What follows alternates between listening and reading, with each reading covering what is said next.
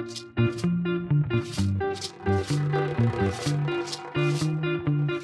Biscayne Stories collects the history of our beautiful island. This is your host, Alejandro Cervali, and I am a certified Key Rat for many, many years and counting. Join me, and you will get to know your neighbors and their love for this slice of paradise we call home. So stay tuned, relax, and enjoy these great Key Biscayne stories.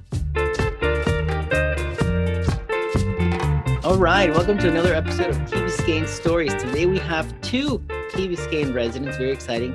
We have Ines Lozano, right, and Carolina Raaijen. Right, did I get the name right? Good. Correct. Awesome. Thank you so much, Alejandro, for having us here. My pleasure. My pleasure. Here we're going to talk about a little bit about your backgrounds. I know there's two of you. And then we're going to also talk about Fly High for Haiti, which is a nonprofit that fully sponsors a school in Haiti and has other projects which we're going to learn about today in this podcast. So Carolina, Ines, welcome to the show. How are you ladies doing? Thank you, Alejandro. Thank you again for having us. Alejandro, for having us. Oh, my pleasure. Ines, why don't we start with you a little bit? Where are you originally from? What's your background? What got you to the Key? Sure. Originally I'm from Spain, but I've been in Miami for 28 years and 24 in Key Biscayne, so a long time. And nice. I have been an educator, a principal for 25 years, but I also founded a school, a nonprofit. Sorry. Huh? This is you wanna hold on. So Ines, why don't we start with you? Why don't you tell us a little bit about your background? Where you were originally from? What got you to the Key? Sure. I am from Spain, but I have been in the Key for 24 years. Of course, this is an island paradise. Mm-hmm. And I came here for 2 years, and here we are, 24 years after. I am an educator. I have been a principal for 25 years. But I also founded a nonprofit called Flying High for Haiti. What got you into education? I have always been interested in helping kids reach their full potential. It's something that since I was small, I wanted to be a teacher. So I was, and then I became a principal. I was a principal of a school in Wynwood that was called Metropolitan International School of Miami. Yes. Is that where we met? Is that the first time that we met, right? Yes. Yeah, because I always I've seen you before, for sure from the Key, maybe, but when we actually met was at the Metropolitan School when it was the Met. I was teaching martial arts there. And you were a great teacher, Alejandro. Really, thank you, because sometimes it was so hard to get the attention of the kids. I felt it's not something that I did on a regular, so I wasn't fully sure. But thank you. But it was cool. Yeah, it was cool. It was a short time though. But my friend Carlos, who taught tennis, was the one who introduced me to you guys and gave me an opportunity to do some martial arts there for a little bit. But it was great. So Carolina, tell us a little bit about yourself. Where are you originally from? What's your background? What got you to the Key? Yes, I'm originally from Peru. I came to the Key with my family over 30 years ago. My professional background was in business and engineering. And I put a pause to that when I got married and have kids. I stayed at home. And after a lot of years, now that they're a little bit grown up, I wanted to go back to work, and I have started a second career on education. I'm a science teacher at St. Agnes Academy here in Key Biscayne right now. And so not because you mentioned you're from Peru, because I'm from Peru too. Oh, really? I didn't know that, Alejandro. I was born in Peru, in Lima, and I came when I was 10 years old to Key Biscayne. Okay. Yeah. Everybody, I want to say, where are you from in Peru? But everybody's from Lima, because Lima is like the first largest city out of like two. So yes, it's a very concentrated country. I have met a couple of people here in Key Biscayne that are from the north. So yes, there are some that are not from Lima, but I am from Lima also. Yes. Yeah. How is your Peruvian cuisine? My Peruvian, I don't cook anything. My poor family, they have to put up with me. But we love Peruvian cuisine. And whenever we have a chance to eat it, we do. And when we go back to Peru, we love it. It's amazing. Do you have a favorite Peruvian restaurant in Miami? Yes, the one in downtown, Ceviche 105. Okay, Ceviche 101. Okay, that's very popular. Yeah. 105 or 305? It's 105, I think. Yeah. Cool. Awesome. So Fly High for Haiti. Both of you ladies are doing this together. Did you guys start at the same time? Was this like, how did it start? Okay, so Alejandro, about 13 years ago, just 3 weeks before the powerful earthquake, it was magnitude 7, I believe, killed 300,000 people. So 3 weeks before that earthquake, I went to Haiti with my family. My son was then 12. And we went to visit microcredit project to help women in extreme poverty. And I was struck by the level of poverty that existed only 1 hour and a half flight from Miami. We went to malnutrition centers where they were measuring the upper arms of the kids. And if the measurement indicated red, those kids were about to die. So I couldn't live there and not then think that I was going to do something. And 3 weeks after the earthquake happened, and immediately I thought, okay, now I have to think of something. And I researched and I went online. And then I came across this island in the south that it had a school, and the school was about to be closed for lack of funding. As an educator, I decided that I wanted to help the school. So I went to the island. It's a beautiful island in the south of Haiti called Ile Vache. And I fell in love with the community, and I fell in love with the kids of the school. And I decided then, it was like 13 years ago, that I wanted to do something for the school and sponsor the school. We don't have a nonprofit at the time, but of course, after 2 years, I couldn't do it by myself. So I decided to create Flying High for Haiti, and the school at the time helped me a lot with fundraisers, but slowly and surely the Flying High for Haiti organization has grown, and now I have great volunteers, and one of them is Carolina. She's also part of the board of Flying High for Haiti, and we have done a lot. We're doing a lot in the south of Haiti.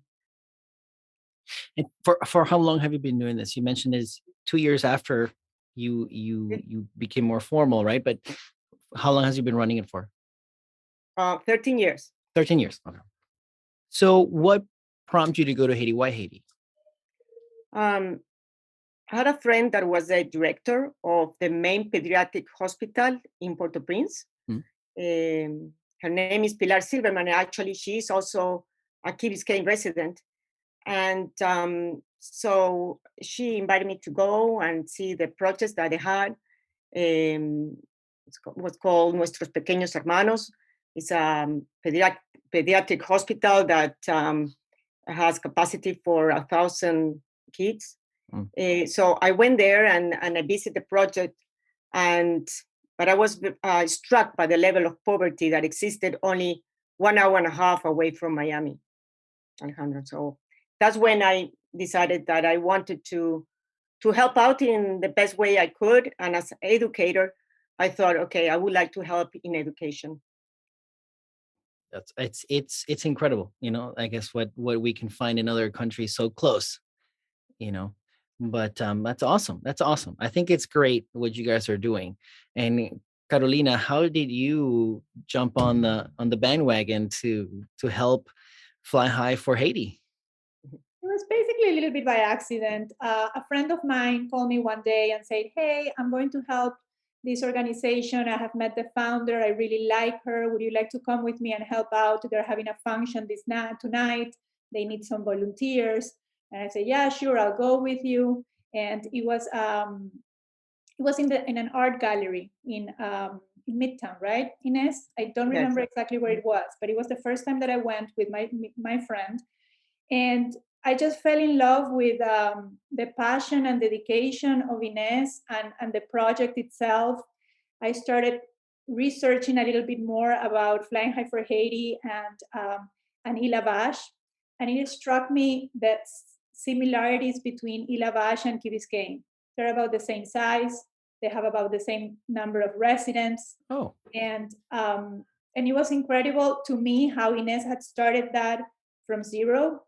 And so I just joined. I started meeting with her, offering my help, and now I have to say that I'm so proud to be part of this effort. We don't hire people. The group that we have working for Flying High for Haiti were all volunteers, and in a way, we have become a family. All of us, we're a very close group, and the one thing I would like the most right now is to be able to go to Ilavash because of COVID. I never got to visit, and that's what I would like to. My main purpose would be to go take my kids. I want them to go there, see what's happening, and hopefully we'll be able to do it in a couple of years, maybe next year. That's awesome. I mean, being able to take the family, I'm sure it's going to be very educational for everyone and a great experience overall. Yes. Being able to go somewhere and help people, it's very, what's the word I'm looking for? Very, very wholesome experience. Exactly, Alejandro. In the past, we have taken a lot of high schoolers, a lot from Mast Academy. Actually, there's a group of around 50 kids that, high schoolers, teenagers that I took to Haiti to do community service. And they are a very close group now because that experience, there was a before and after, of course. And they have done amazing things after as well to help the organization. Really, it puts them in perspective, and to go to a ride to an island that there's no water and no electricity coming from Key Biscayne, right? Yeah. So, but at the same time, they find so many similarities with the teenagers there, and they actually have many friends, and they play soccer, and they they fly kites, and they do a lot of projects there. They bring a lot of donations of supplies for the school or soccer gear. There's always a match between the teenagers from the island and the teenagers from Miami. And I have to say that the Haitians always win. There was once that there was a tie, but it was so, for me, it was very rewarding to see what these kids were able to achieve and do, and what the comments after, because there's a before and after. After that experience, they have done really amazing things in their lives to help out. If I can add something, for the website, we started contacting these teenagers and asking them, could you please create a testimonial talking about what Flying High for Haiti means to you? And it was incredible how the kids that went there, they mentioned that this had been a life-changing experience for them. So it's interesting how the benefit of this organization was not only for the kids in Ilavash, but also for the kids from here that went there and we're in contact with the reality there. So, which I haven't been able to do, and I am so sad because I'm really dying to go. You will, Carolina, you will. Hopefully I will. In time. For the kids, it's always good to do these things. I mean, that I had in St. Agnes, from my last pre-pandemic knowledge, there used to be a medical mission to Central America. Kids would go, wonderful experience, educational. I mean, it's always great. So I don't know a lot about Haiti itself and what's happened. I do know that some natural disasters have hit Haiti, especially the tsunami one with crazy a long time ago. But how has the Fly High for Haiti participated in that? You mentioned pre-podcast, you were telling me how you guys had participated. Tell us a little bit about that.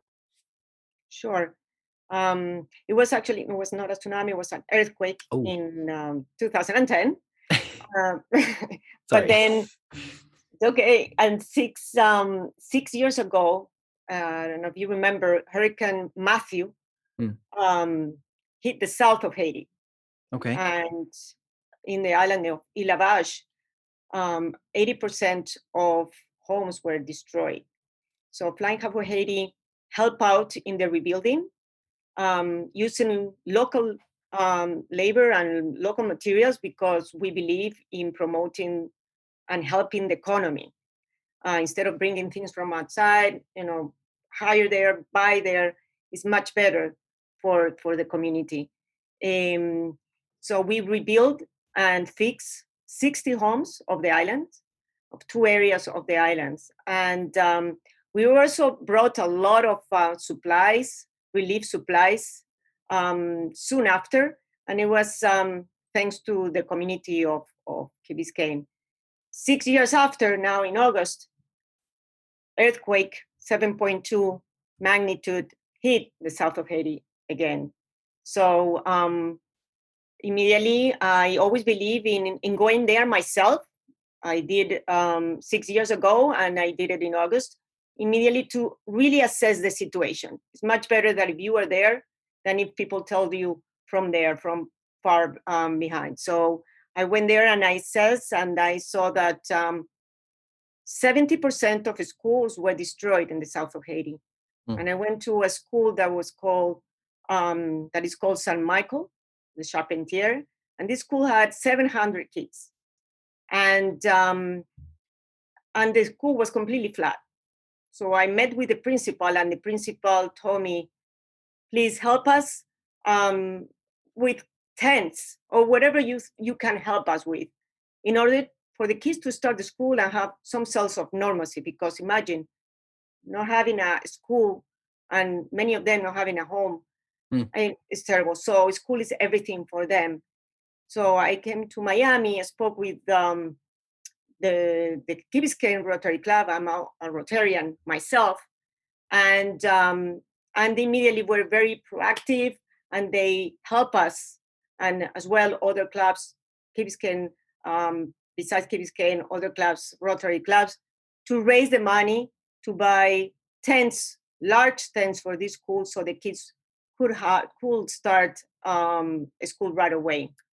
So I'm very, very, very grateful to the community and to the Rotarians. Carolina, you want to add? I just want to mention that the speed of response here in Key Biscayne after this earthquake was amazing.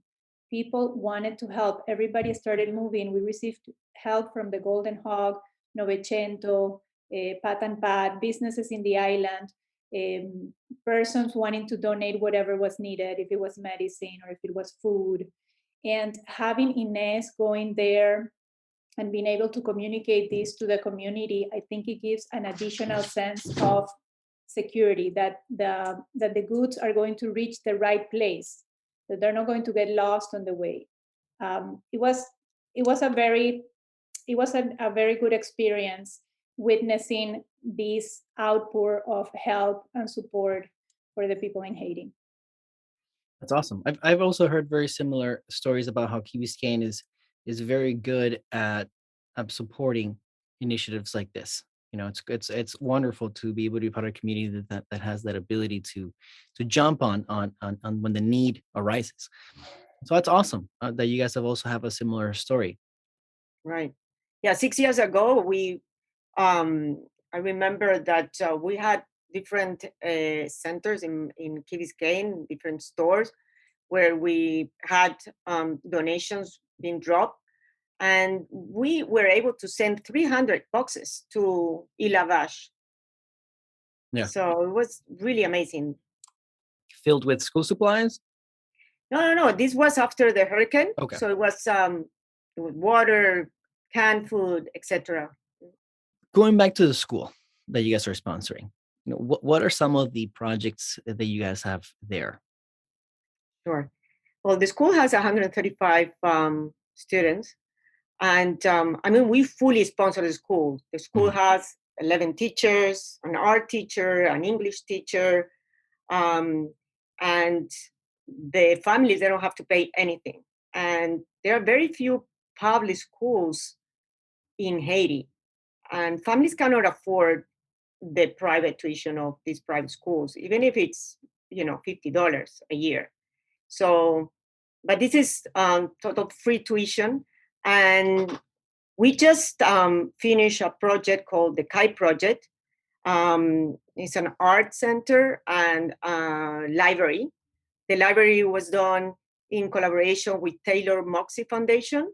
And so these kids now can have art classes on a daily basis. And it's so important because art therapy, as everyone knows, is very important in cases where kids have been in a trauma. It's a great way for them to express themselves, right? Besides that, we want to build a kitchen and to provide hot meals for the kids on a regular basis. So that's on another project that we are working on, and we hope we can achieve it this year. Also, the water is a big problem. There are very few wells in the island, so we are distributing water filters. Sawyer, the company Sawyer, donated 1,000 water filters to Flying High for Haiti, and these water filters are amazing. They can last for 10 years. These are the bucket water filters, so they collect the rainwater, and then there is the water filter, and it's amazing. So they can provide potable water for decades. Yes. So the water filter itself is it like attached to the house, and then you collect the rainwater, and then it filters like in a basin? They collect the rainwater in the house, and then they put the water in the water filter. Sorry. Okay. ¿Tú me lo puedes explicar, Carolina? Sí, yo lo puedo explicar. Okay. Let me ask it again then. So can you guys actually no? Let me have more space between my words, so it's easier to cut. Ahí se colecta el agua, ¿no? Con unos pipes. Yeah. Y en cubos, y después en los cubos se pone el filtro, y así es como se... El water filter es un filtro portátil y no es muy grande, es pequeño. Es pequeñito. Es una botella grande de agua, digamos. Okay. Un poco más grande, ¿no? Pero es portátil y para que pongas el agua que has recogido. So can you guys explain a little more the water filter? You mentioned collecting rainwater, and then that the water filter separate attached to that. How does that work? How does that water filter work? The water filter is a portable, small water filter that you can use at any moment. You put water in the filter and you get clean water out of it. Usually in Ilavash, what they do is they collect rainwater. Now, you know that if you leave the rainwater, you won't be able to drink it after a few days. You need to filter it. There's going to be bacteria in it. So what they're doing is they're receiving these water filters. They're using the water that they collected from the rain, and they're cleaning this water and making it potable. So that's how they work. The water filter is not expensive at all. With a contribution of $21, a person can provide a water filter for a family in Ilavash. We have received a lot of contributions here through Flying High for Haiti, and donations. I think Ines, you already mentioned this, a donation from Sawyer of 1,000 water filters. So that was the initial donation, and we have continued to be able to provide more water filters to the families. That's awesome that for $21 you can provide a family with a simple way to clean rainwater and have available water, which is so hard. It's so comfortable for us to just turn the faucet, right? Oh, I have to point out our guest. We have a third guest, Ines. Who's that little cat that just walked over to the door? Oh, yes. She's Missy. There she is. Soon will be next to me, sitting next to us. That's awesome. We'll look forward to that. So, fundraising. Fundraising is always key for nonprofits. So what are some of these fundraising initiatives you guys are doing? How can people also contribute is also very important to know. We know about the $21 we can get water to a family, a water filter to a family. So fundraising, how does that look like for you guys? So the biggest fundraiser that we have is the Brazilian Night. And it's also sponsored by the Keybiscayne Rotary Club. And it's really a fun event with caipirinhas and churrasco from Churrasco de Brazil and a lot of dancing. But at the same time, this will help us to continue to support the education in Haiti. So I invited the whole community of Key Biscayne to come to this event, 25th of February at 7 p.m. Carolina, you want to add something? It's a super fun event. Last year we couldn't have it because of COVID. So this year we are very enthusiastic to have it again. And it's at the Beach Club. It's a lot of fun, very informal. People that you run into people from the Key. It's a lot of fun. We're really looking forward to it. And as Ines mentioned, it's one of our biggest events of the year. Besides that, we also receive donations from donors through our website, flyinghighforhaiti.org. And we have different events throughout the year. We like to get very creative. Last year during COVID, we had an online event called Week of Wellness because we couldn't get together. So that was our event last year. And this year, what do we have? What else do we have, Ines, for this year? We have something else. Okay, I draw in a blank. You need to cut this. I need to cut this because we were doing good. Something else, and then I forgot what I wanted to mention. I'll try my best. I can ask. We're mentioning Brazilian Night, donations in the website. Right. There's something else, Ines. ¿Hay algo más? Well, I mentioned the Week of Wellness of last year, but there's... sí. Bueno. ¿Eh? The cartucheras. Las cartucheras, sí, de los high schoolers. Sí, okay, sí. That's what I wanted to mention. Sorry. Yeah, I have 4 things. Okay. Okay. I'm gonna pause. I'm just gonna create a space here, Alejandro, for you when you're editing. You're creating space. I don't even know what this is.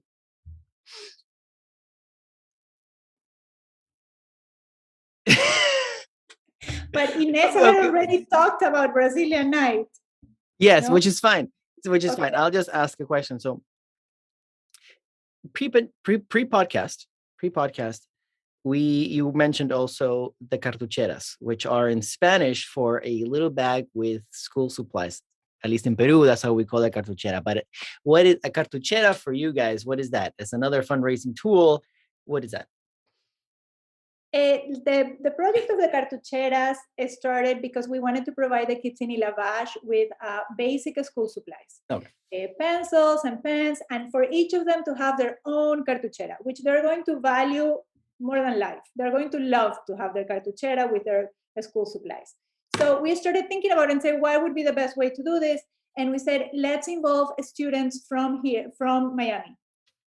Students from Miami are going to be in charge of this project. We already have 2 schools that are going to be doing this project. So they're presenting the project to the students and saying, you need to complete 5 cartucheras to be sent to the kids in Ilavash.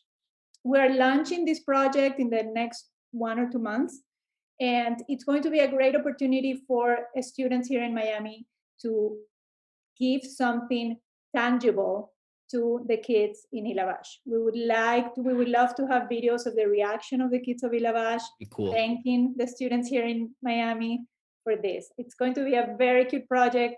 I hope everyone can participate or donate to have more cartucheras for more kids in Ilavash. I like that. I think it'll be great opportunity to have kids here make the baggies, how do you call them? Cartucheras. Cartucheras. But in English, it would be pencil box. A pencil box filled with school supplies. Thank you. I think it'll be great. I think it's great. It's like almost like a sister city relationship projects. Correct. If I was still doing international for the city, this would be a great thing to do. But awesome. I like that. So we have Brazilian night coming up in February 25th at the beach The club. beach club. At the beach club. At 7, right? At 7. Correct. And it's going to be a evening full of Brazilian type fun, caipirinhas, food, and dancing. And we have the water filters, which are cool, the cartucheras, the pencil boxes, and of course, just donations through the website for sure. Correct, Alejandro. Awesome. Thank you. Mm-hmm. Awesome. This has been wonderful to learn about the Fly High for Haiti project that you guys are running here from the Key. And before we close, I always like to talk about a little bit more about Key Biscayne. So my question is, what is a perfect weekend for you in the Key? Ines, would you like to go first? Sure. The beach, going and walk at the beach, going to the lighthouse, come back, and beautiful. Of course, beach. That's a perfect weekend for me to be at the beach. It's beautiful, and cannot get better than that. I mean, yeah. And these days, we are so lucky. We are so lucky. We don't know how lucky we are, actually. Yeah, I agree. Nearby. Mm-hmm. I agree, especially now with these nights, that a night walk, it's beautiful sky when it's clear and the moon is out. So, Carolina, how about you? What is a good weekend? What is a perfect weekend for you in the Key? My perfect weekend in the Key, I think it's what I do every weekend. I just spend time with my family. I walk my dog. We go to the dog park. I ride a bike. I go out with my husband riding a bike. I visit my family. We have dinner together on Sunday nights. And it might sound very boring, but that's what I do every weekend, and that's what I love doing. It's not boring to me. I mean, staying in the Key is like the best. So we really enjoy it. We really enjoy living here. Awesome. All right, ladies, thank you so much for jumping on the show and telling us all about Fly High for Haiti. And we'll stay in touch. And if anyone listening is interested, please check the show notes so you can learn more and connect with Fly High for Haiti. So thank you, ladies. Alejandro. Thank you, Alejandro. Thank you.